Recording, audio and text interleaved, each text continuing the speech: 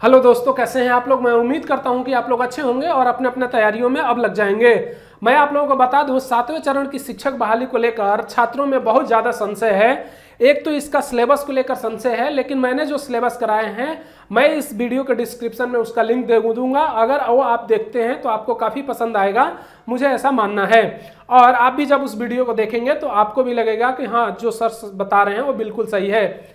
देखिए, मैं 7वें चरण की शिक्षक बहाली को लेकर इतना कॉन्शियस क्यों हूं, क्योंकि कल एक शिक्षा मंत्री का बयान आया। उस बयान को सबसे पहले आप लोगों को सुनना चाहिए और देखना चाहिए। आपको मैं बता दूं कि उस शिक्षा मंत्री का सीधे सीधे बयान है कि आपका सुपर टेट का एग्जाम होगा और ये सुपर टेट का एग्जाम बीपीएससी के द्वारा कराई जाएगी। तो अगर आप अभी से अगर तैयारी में नहीं लगते हैं तो आप अपने एग्जाम को बेहतर नहीं कर पाएंगे और फाइनल मेरिट लिस्ट में आप अपना स्थान नहीं बना पाएंगे, क्योंकि इस बार बीपीएससी के द्वारा पेपर लिया जा रहा है। तो इसका मतलब है पेपर का लेवल भी अच्छा खासा होगा, उसी के हिसाब से होगा। तो आपको जो है कि उस चीज़ को समझना है, ठीक है। तो मैं आपको जो है कि जो बीपीएससी के द्वारा हेडमास्टर का पेपर लिया गया है, उस पेपर का वीडियो का लिंक भी मैं इसमें दे दूंगा आप लोगों को। तो आप लोग उसको भी देख लीजिएगा और देख के अनुमान लगा लीजिएगा कि हमारा जो तैयारी है वो किस लेवल पे है। तो देखिए यहाँ शिक्षा मंत्री साहब क्या कह रहे हैं।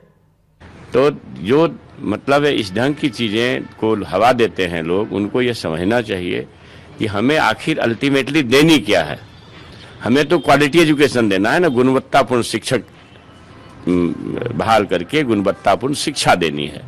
तो गुणवत्तापूर्ण शिक्षक बहाल करने में अगर किन्हीं को परेशानी हो रही है, तो जो वर्षों से 15 साल 20 साल से लोग पढ़ा रहे हैं, ऐसे नियोजित शिक्षक अपने आप को नियोजन के दंश से अगर अलग करना चाहते हैं, तो उनके नियोजन में माननीय मुख्यमंत्री जी ने कहा है कि नियोजन की नीति है, नियोजन की नीति जो बरकरार है, उसमें से नियोजित शिक्षकों को हटा तो नहीं रहे, बल्कि माननीय मुख्यमंत्री जी ने कई अवसर पर कहा है कि हम वेतन बढ़ाने जा रहे हैं। मगर ये तो अच्छा नहीं है ना कि आप शिक्षक हैं, आप बच्चों को पढ़ाते हैं और आप जो पढ़ाते हैं उसी कोर्स में से आपसे कुछ अगर सवाल पूछे जाते हैं और आपको लगता हो कि नहीं नहीं हम सवाल के घेरे में नहीं आए, तो ये ठीक नहीं है।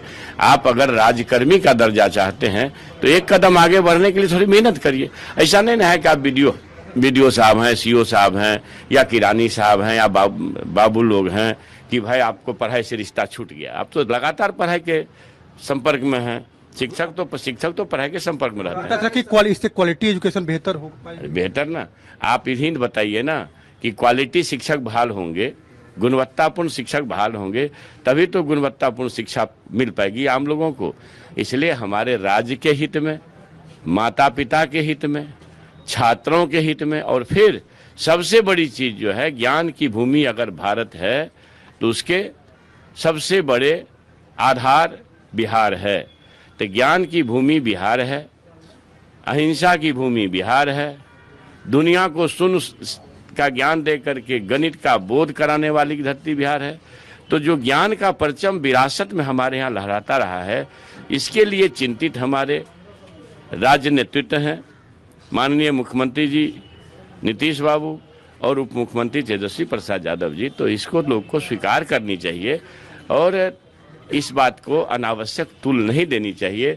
और विरोधी का जो काम है वो अपने काम में लगे हुए हैं, वो बरगलाएंगे को देने के लिए 10 लाख का एक पहला चरण।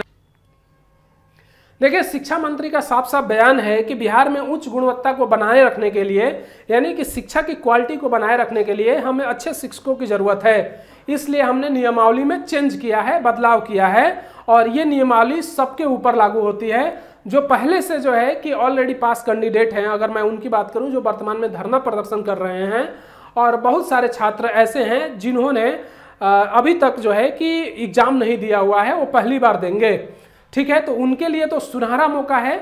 लेकिन वैसे छात्र जो धरना प्रदर्शन कर रहे हैं, पेपर तो उन्हें भी देना पड़ेगा, ऐसा शिक्षा मंत्री के बयान से लग रहा है।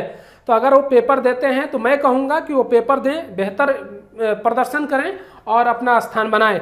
अब देखिए, बिहार के जो छात्र हैं इसमें 2 गुटों में बटे हुए हैं। पहला गुट ये कह रहा है कि भाई पेपर होना चाहिए, और दूसरा गुट ये कह रहा है कि नहीं भाई, पहले समायोजन को रद्द करना चाहिए और पहले हमारी बहाली होनी चाहिए, उसके बाद से आप पेपर लीजिए, चाहे कुछ भी करिए, हम देने को तैयार हैं। ठीक है, लेकिन मैं आप लोगों को बता दूं शिक्षा मंत्री का साफ साफ बयान है कि वो इस चीज को खारिज कर चुके हैं और वो पेपर लेने के पूरा मूड में है। तो जल्द ही आपको ये नोटिफिकेशन भी देखने को मिलेगा। तो मैं आपसे कहूंगा कि अगर आप अपने तैयारी को कंटिन्यू अभी से नहीं करते हैं तो फाइनल मेरिट लिस्ट में आपका नाम जो है कि बहुत मुश्किल में पड़ सकता है। तो मैं आपसे कहूंगा कि आप तैयारी में अभी से लगिए, आप हमारे साथ जुड़िए और जुड़ने के बाद से जो है कि तैयारी को कंटिन्यू करिए। क्योंकि मैं आप लोगों को बता दूं कि मैं बीपीएससी मेंस की अगर मैं बात करूं 2 बार क्लियर किया हूं, इंटरव्यू तक गया हूं। मैं आप लोगों को अपना मार्कशीट भी दिखा दूंगा, जैसे कि मैं 66 दिया, 67 का रिजल्ट आना बाकी है तो वो भी दिखा दूंगा। तो इसके लिए अगर मैं आप लोगों को बता दूं कि आप लोग अगर अभी से तैयारी करेंगे तभी आपके लिए ज़्यादा बेनिफिशियरी है।